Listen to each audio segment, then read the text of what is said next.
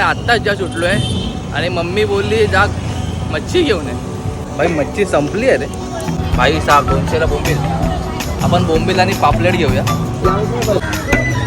भाई. आपण घेतलेत पापलेट आणि बोंबील. ठेवलेत ते बघ ना इकडे. बघा आपली मच्छी रेडी आहे. भाई साहेब फ्राय होते मच्छी. तू काय मला एवढं समजते. खूप काम केलंय. मी आली मध्ये मध्ये लुडबुड करायला. मला करायला देत नाही काय काम. कुठं जरा कावळे ओरडत आहेत बघून. बोंबील आणि पापलेट आणि ही आपली तापलेट ती फ्राय होणार यार. भूक लागली आहे. Almost done.